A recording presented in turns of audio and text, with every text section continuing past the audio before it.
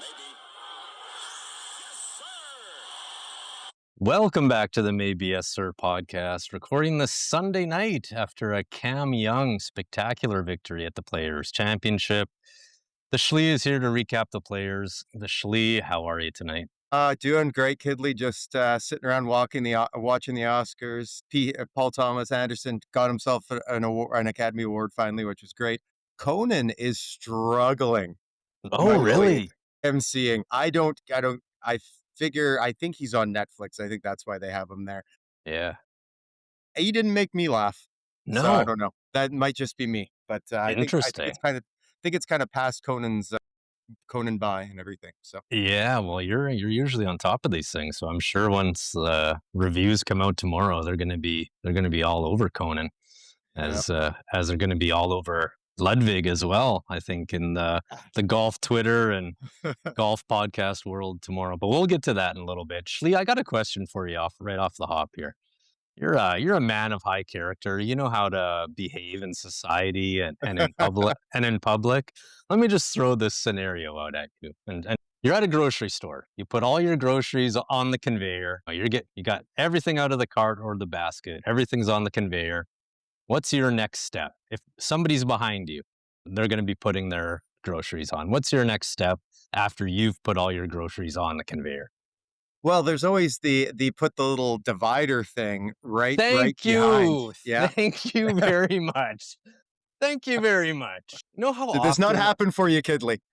How often I'm reaching across the other people's groceries to grab the divider and having to put it on. You know what? I think that's like an absolute tell that you're a complete jerk off if you don't put that divider thing down.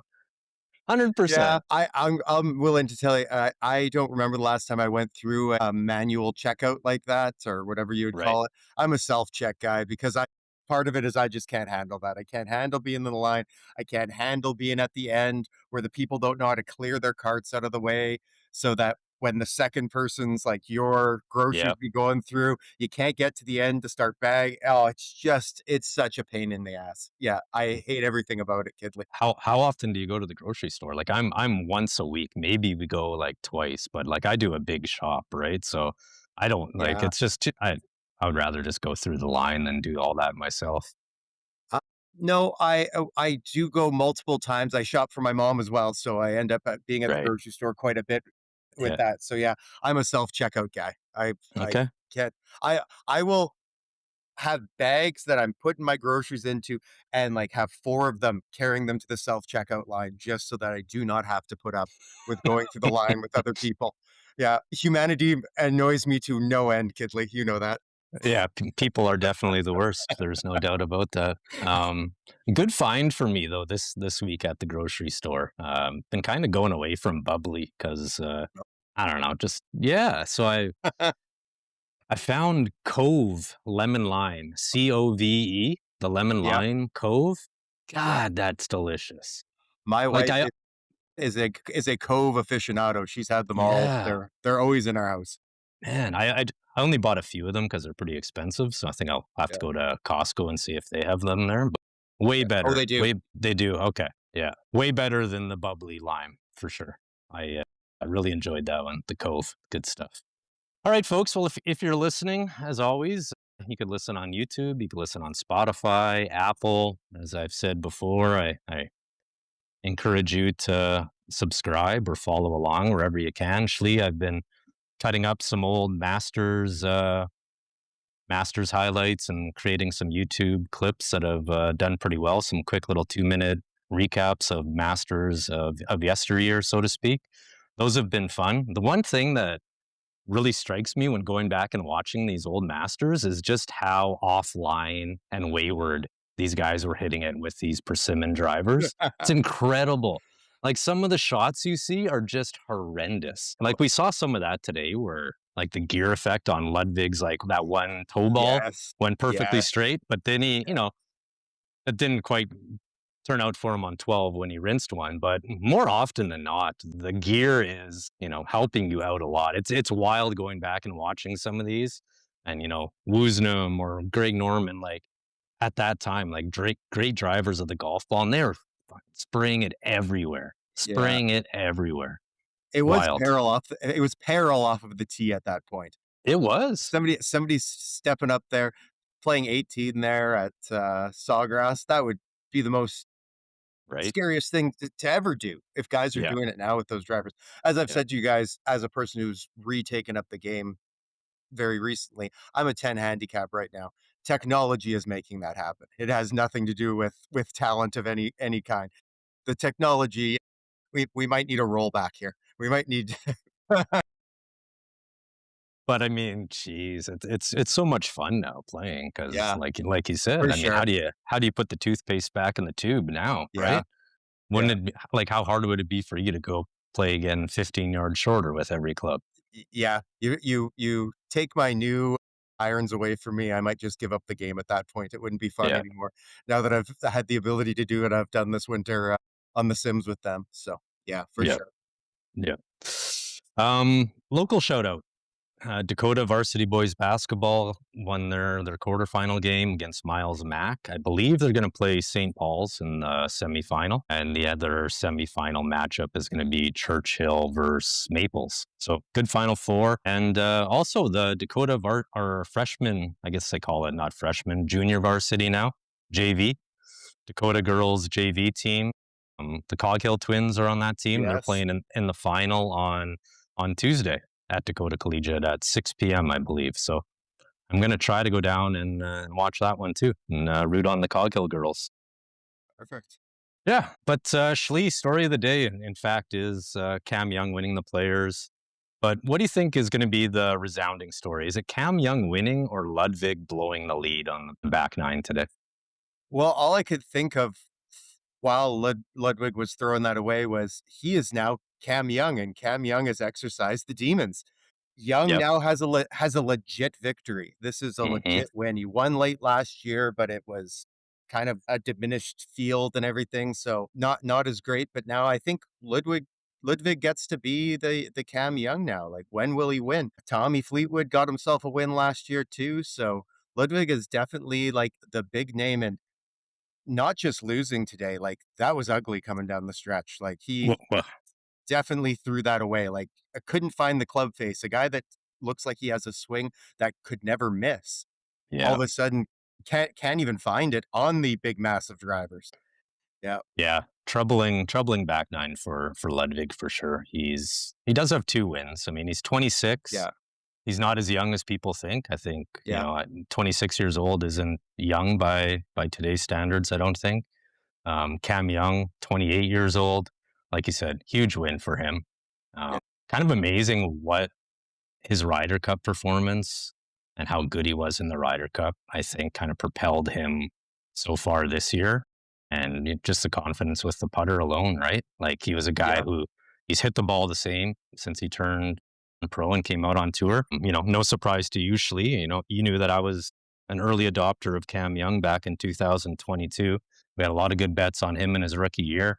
Came close at the Open with Cam Smith. Came close at the PGA the same year. So, yeah, it's been a long time coming for Cam. A lot of fun watching him hit the golf ball on TV. Just a lot of fun. Not as fun listening to his interviews, though. He still is the anti-Dos Equis man. He is the least interesting man alive. But he is a dial tone, and I think, and to quote you, I think you called him like personality of a sponge, going back to the Open with Cam Smith. Basically, yeah. Yeah, he's not going to be super charged up, but hey, that's who he is. He is who he is, right? So watching him hit that driver is something else. So that drive on 18, like we were texting back and forth. That was erotic stuff there on 18. I think how well he hit that drive amped up Fitz, and Fitz puts it through the fairway because he's all amped up and he's like, I have to match that now. For and sure.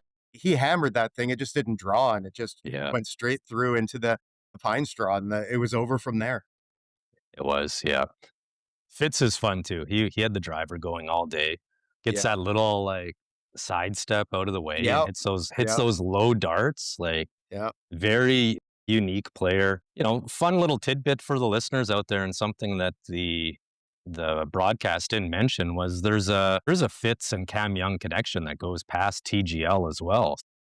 Oh, Alex Fitzpatrick, Matthew's younger brother, was teammates at Wake Forest with Cam Young's. Not only are they TGL teammates, but I'm sure they've become friends through Alex being friends with Cam and being a teammate at Wake Forest. So a little tidbit there for the listeners that I don't think the broadcast mentioned at all. The other thing I was thinking is the wind really picked up on 17 and 18 today. Can you imagine if the wind was in the opposite direction and I was playing it both 17 and 18 into the wind today? Man, that's scary. right? The tee shot on 18 is almost the worst one because the second the ball gets blocked by that wind, and if you get it starting left, it's just going to keep going and keep going and keep going. At least Rory showed us how to play 17 with the wind last year in the playoffs, that little low-flighted 9-iron and everything. But that tee shot on 18 just looks scarier and scarier every year I watch. Yeah, it was getting real crispy. The wind was moving the ball around on the greens. Before we move on to some other stuff from the players, the other note on Cam Young is he switched to an 11-degree Titleist GT3 driver 2 weeks ago. Went from a 9-degree, I believe, up to an 11-degree to match up with this Titleist prototype ball that he has. So interesting little tidbit there. Going to a higher degree driver. Obviously, it's working. Yeah.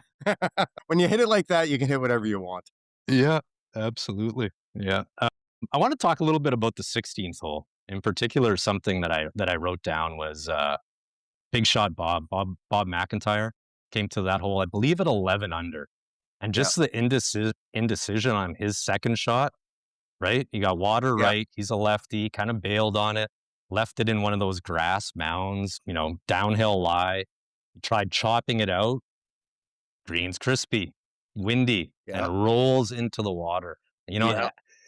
At that time, you're in the fairway. It's like you just got to stay committed and hit the shot like at the green. You're better off putting it in the water on your second shot as opposed to your third. And that's like the diabolicalness of that Pete Dye design, where you cannot bail out there. Mm-hmm. You cannot bail out, and he really paid a price for that. Yeah, and I really found, which was different from the last 2 years, this year, is how crisp, as you say, the greens maintained through the whole weekend and everything. I made a lot of those spots where balls rolling off greens into water. They're skipping. Any pin that was near the back of a green, going after it was like death because balls are just flying into the water. Then you got a guy like Bridgman just knocks it in the water and then just hits the putt anyway, so it doesn't really matter. Glad you brought the Bridgman up, Shlee. God, we were texting. It's like every time they show this guy, he makes like a 10-footer. He makes a 12-footer. I don't think I've seen him miss a putt. So I went in and actually looked at his stats. So listen to this. From 10 to 15 feet, his make percentage is 48% on tour this year. Tour average is 30%. Yeah. That's a huge gap. That is a huge delta. When you're like talking, you get, I think I tried looking it up. There's no definitive stats, but basically you get like 2 to 4 of those 10 to 15 footers around. So let's say on the high side, that's 16, and you're making 8 of those basically. Whereas the rest of the field is what, Shlee? You're the math guy. Out of 30% of 16, you're making 5 of those. So, 3 shots over the course of a tournament just in 10 to 15 footers alone. Plus, he hasn't missed anything inside of 3 feet, and he's like 99% from 4 feet or something. And think of what that does for your approach game as well, is that you're not scared to miss as much because you're like, as long as I'm somewhere near in the ballpark, I have a chance of making every single thing. As I text you during the thing, he tried to eject like 3 times on approach today. And every single time you'd look back up, it's like, oh, he made a couple more birdies. He made a couple more putts. He is the proof that you drive for show and you putt for dough. So, yeah, it's something special. And another guy just riding that confidence wave, right? Yeah. Where he's just riding it out for these few weeks here. So he's got some staying power, like you said, because of the putter. He does everything else well as on top of that. So, yeah, very good young player. Brian Harmon's still on leaderboards. That guy can't hit the ball anywhere. He just puts the rock like you wouldn't believe. So yeah. God, does he ever? Like we said Saturday, anybody but Schauffele or Harmon. Yeah. So thankfully that panned out. Thank God. Yeah. Sadarshan's going to get a lot of run here over the next few days. His story, growing up at the golf zone, moving to Toronto, not playing college golf, all of that's going to be, catnip, as they say, for everybody. That story is going to get recirculated like crazy. Okay. The thing with the never having a golf lesson in his life, that has to be bullshit, right? Like I don't know. That's got to be just like part of like the shtick and everything to sell himself or something. Like Al Michaels saying he's never eaten a vegetable in his life. One of those things. Yeah. Yeah, those kind of things. Yeah, there's no chance he has never had an actual like trained golfer coach of some sort look at his swing, give him some pointers, do something with him. It's not just his dad, because apparently his dad never played either until they moved to Canada as well. So it's not like his dad just picked up the game and was able to coach his kid into the PGA Tour. So I'm calling bullshit. Hard to believe, but apparently that's the case. But like you said, I don't know. You must think he's, a teacher's been in front of him at least once or twice. Because I've used YouTube and you yourself to attempt to golf, and I'm nowhere near anything. So I think that's garbage. But nonetheless, pretty cool story for Sudarshan. He made very much made just under $1 million today. I don't know. Pretty much, top 5 there will pretty much cement him inside the top 100, I would think, unless he completely falls apart the rest of the way here. So, life-changing moment for him, and he was good down the stretch. Didn't seem to falter or look, like the moment was too big for him at all. Yeah. Hits it far. 18 was speed, putts it. 18 was tough for him. After he made it through 17, made the nice tee shot on 17. 2 putted. I was like, okay, he's gonna do it. Hit a good drive, and then he couldn't. Did his drive kind of scoot through as well? No, he laid up well back off the tee. Yeah. He had like 210 yards in, so I think he hit like a hybrid. But okay, as you know, that shot's a lot. That tee shot's a lot harder for a lefty than a righty, even, right? Yeah. Like you can't bail on that as a lefty. So now he hit way less than driver. Had 210 in and kind of left it short, and then hit a shitty chip. And the shitty chip. I remember. I that was clear in my head. But yeah. Another lefty, our guy Joe Highsmith, just JoJo. It's an electric factory on Saturday. I think we saw every shot of Joe's if you wanted to watch it, because he was playing with Rory McIlroy. Yeah, made 2 eagles, shot 68, getting up and down from trash cans. Not only was he playing with Rory, he was outplaying Rory for large parts of the day. So it was great watching him. Yeah, he certainly did outplay him, man. He flat topped one out of the rough with a 4-iron. Yeah. Came up, scared the hole with the approach, and then hit the putt. It was great. Yeah, this is the full Joe Highsmith experience. The fun thing about watching Joe when he's playing like that, though, is he's not afraid to hit shots, and I think a course like that actually benefits him because he's forced to hit shots, not just try to hit it high and straight. Like when he's working it right to left, left to right, low, high, I think that's when he's at his best. Yeah. Kind of like he's got a little bit of Justin Thomas in his game. Say what you will about Justin Thomas, he's another guy that I just really like watching play golf, because he'll flight his driver, he'll hit tee it low, he'll hit a low one, he'll hit a cut, he could draw it. Like around the greens, he's got punch shots, he's got flops, he's got all the shots, and it's those guys that struggle to stay engaged. It would seem at times, and if they have to make interesting shots, they stay focused, they stay in it. The mundane can get too boring there. Use the anti thing again. They're anti-Scottie. Scottie likes the boring. He likes the mundane. These guys like to do fun things.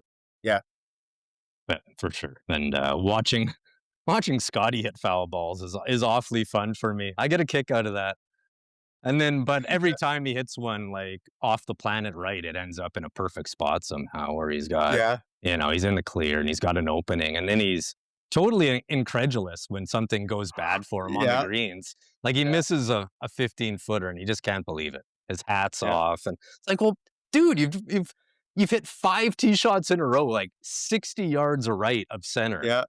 And you're 1 under par through 6 holes. This was on Friday. I was like, oh my God.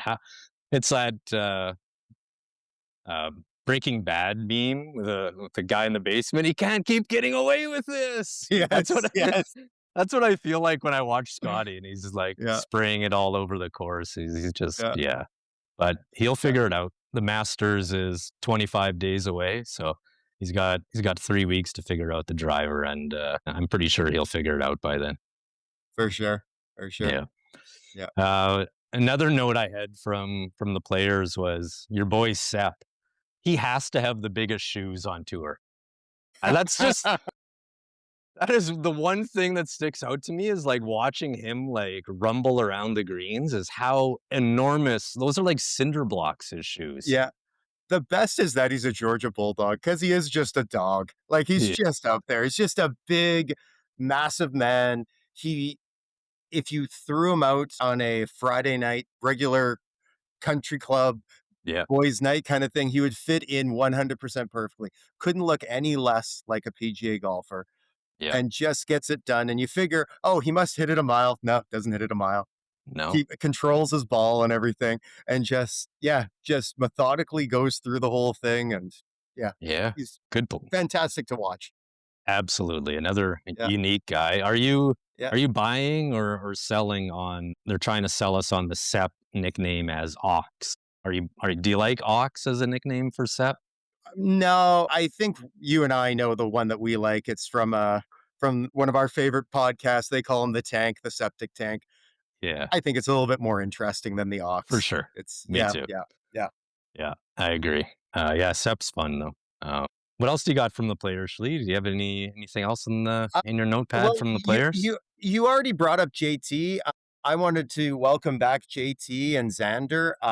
I dislike both of these players, but I'm as big into a hate watch as anybody is when it comes to sport. This has been brought up on the pod many times. I don't cheer for a lot of teams that win and players that win. So it is really nice to have them back. It makes it so much more fun when they're around the top of the leaderboard, because it puts it in peril. I was living those 2 tee shots of Cam Young and Fitz today, because I was glad it was 2 of them, because if one of them had to put it in the water, my heart would have been racing. Because if Xander had to somehow just hung around and ended up winning, it would have been horrendous. So that was definitely something that I enjoyed, because it worked out for us this year. Thoughts on that, Gidley? Yeah, no, I'm with you. I think anytime you get JT back, close to 100%, and Xander on the leaderboard and guys like that, I think it's just better for the PGA Tour and a better viewing experience in general. Like I said, I'm not a JT guy, but I really do enjoy watching him play golf. So I'm with you on that one for sure. Yeah. Corey Connors, Kidley, Canada's Corey Connors, +2 while on the leaderboard, on the front page of a leaderboard on a Sunday. That's kind of his MO right there. It's a great point, Shlee. I mean, we've talked about this, right? Yeah. Corey Connors, like, great player, walking bank machine. He's just going to make cut after cut, top 10, top 20, but do something. Show me something. Right? Don't you think? 100%. Don't you just get that feeling? Yeah. And it's take such a chance. Yeah. It's such a weird thing to say, because he's top 30 player in the world. Without a doubt. But at the same time, like, do something. Like you said, take a chance. Like, let's go. If this was NFL primetime and Chris Berman was describing Corey Connors. Come on, Corey Connors. Come on, Corey. Yeah, Connors, for sure. Come on, let's go. Let's go. Come on, man. You had a great chance to hang around the leaderboard, like a perfect setup for him. And everybody came back. It was a perfect chance. That was tough. Here's a take for you I never thought I'd ever have. Brooksy. I think I'm cheering for Brooksy. Got Shlee. I'm with you 100%. And my thing here, why am I cheering for Brooksy, Kidley? Tell me why I'm doing it, because I'm doing it and it doesn't feel right, but I'm doing it. So why am I doing it? I don't know why you're doing it, why I'm doing it. Since he's come back, he's been actually pretty humble. And he's been, I Yeah. don't know if you've seen any interviews with him. Yes. He's like vulnerable, humble, talking about how much he appreciates coming back and playing Yeah. in tournaments that matter. Yeah. I think he's shown a side of him that we really didn't see before. And you're right. I'm in on Brooks. Yeah. I remember one of the first pods we did, and we talked about what was wrong with the tour and everything. And it was that Bryson and Brooks were the big rivalry, and both of them were douches, and nobody liked either of them. So Right. you can't have a good rivalry if nobody likes either of the two people in it. But yeah, he's been humble, and yeah, I've just really liked. He had the one interview where he talked about part of the reason he had left is he thought his career was kind of done. Injury was Mm-hmm. taken over. It was his one chance to cash out. He had no love for them. It was to make some money because he didn't think he was still going to be playing in 4 years. Yeah. He woke up 4 years later and said, "They'll let me back on the tour, and I can still play golf." Yeah. Yeah. So that was Yeah. my thoughts on Brooksy as well. Yeah. I'm in on Brooks. Enjoyed his return for sure. And my last player to talk about is Big Shot Bob. I love Big Shot Bob. He's your classic grumpy Scotsman. He's just he's hanging around the leaderboard, all leaderboards. I threw money on him as Ludwig hooked the first ball into the water. I opened up the app Nice. like 25, 26 to 1. I was just like, come on, Bobby, do it for me. And he didn't quite, but he made it fun there for a little bit. My hot take right now, Big Shot Bob wins a major this year. Wow. Yeah, How about that? Yeah, Big Shot Bob will win a major this year, and I hope it's the Open. Nice. I like that play. Yeah. You're gonna have to tell me what the odds are on that, because I think you could go in and find just like to win a major props on Yeah. McIntyre. So curious of what that Yeah. looks like. That's a good one. Yeah. I like that. I like him.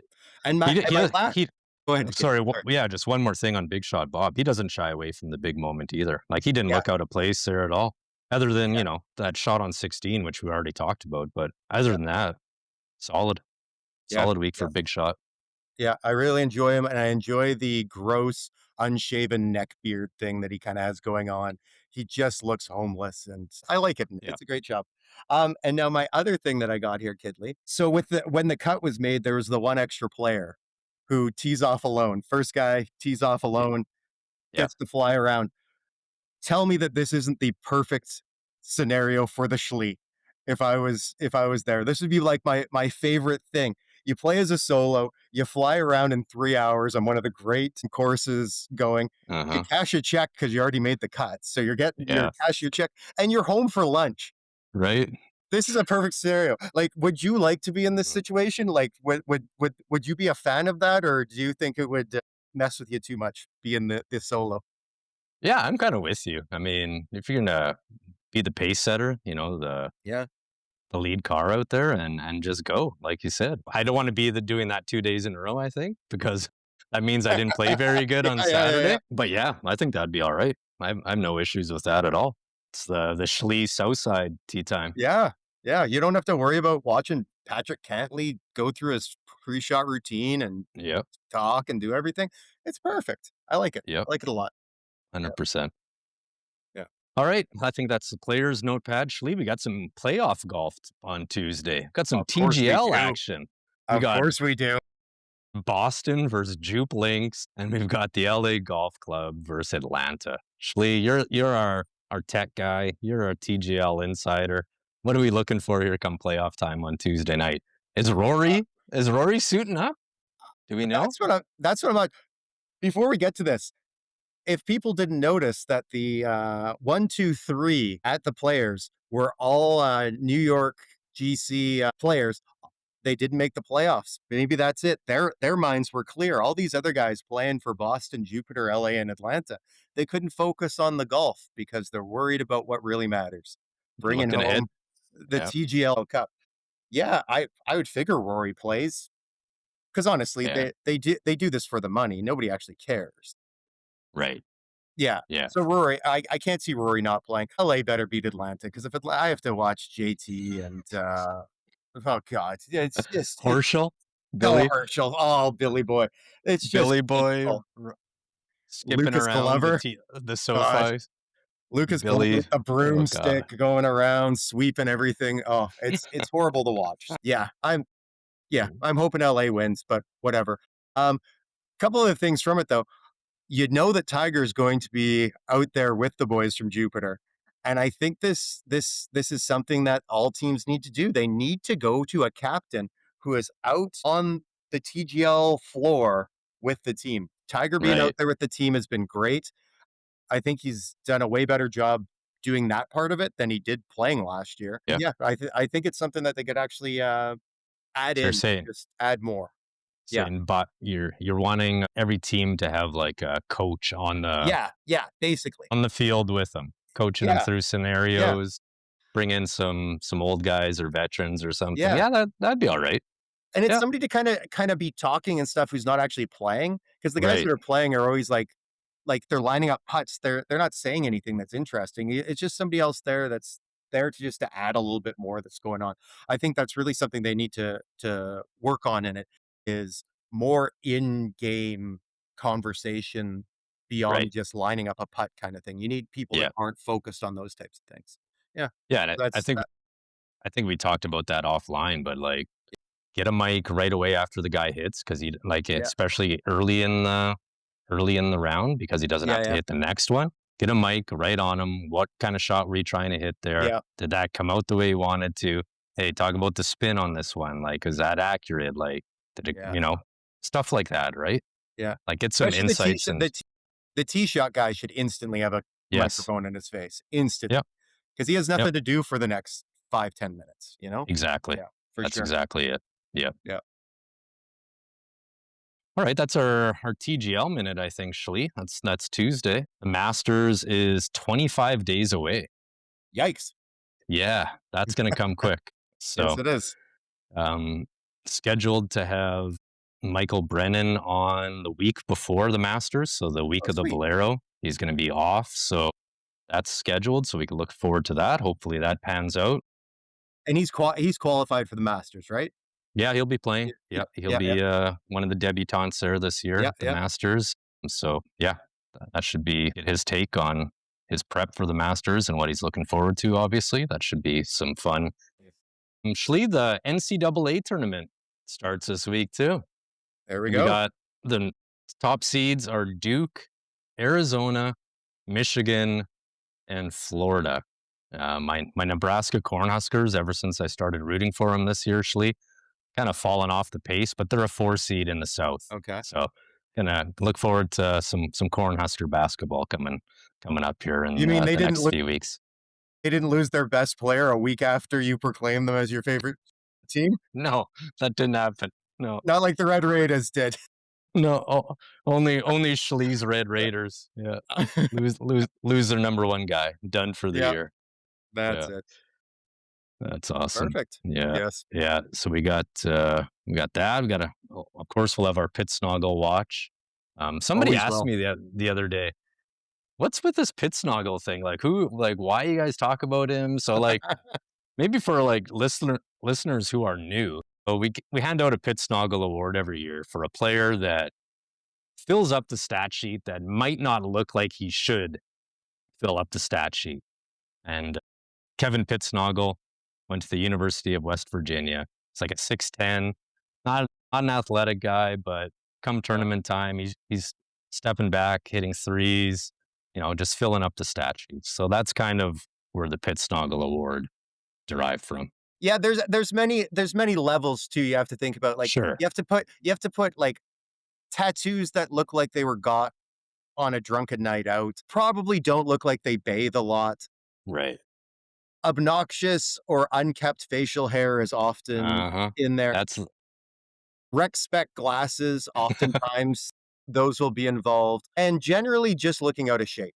You right. can't look like you spent a lot of time in the gym to be Yeah. a pit snoggler. So those are the things to look for. If you want to recommend a pit snoggler to the podcast, those are some of the things to watch for us. Yep. Good call, Shlee. All those are definite criteria for the Pittsnoggle Award. All those add up to the Pittsnoggle for sure. Definitely. So let's leave it with a baseball minute, considering we're the preeminent baseball podcast of the prairies. We got the World Baseball Championship on right now. Yep. When we started recording this, the Dominican was up 1-0 on the United States. So I'm not sure if that's, but yeah, we'll be rooting for the Dominican for sure, the DR. Yeah. So we'll see how that plays out. Yeah. All right, Shlee, I'll let you get back to the Oscars. I'm sure that's going to be on for another hour and a half or so. So I'm going to tune into that as well. They're claiming 9:30, but I don't trust them. Oh, wow. Okay. It started at 6, so hey. Yeah. It's All right, everyone. Have a good week. Enjoy your week, and we will be chatting with everyone soon. awesome. See you later, Kidley.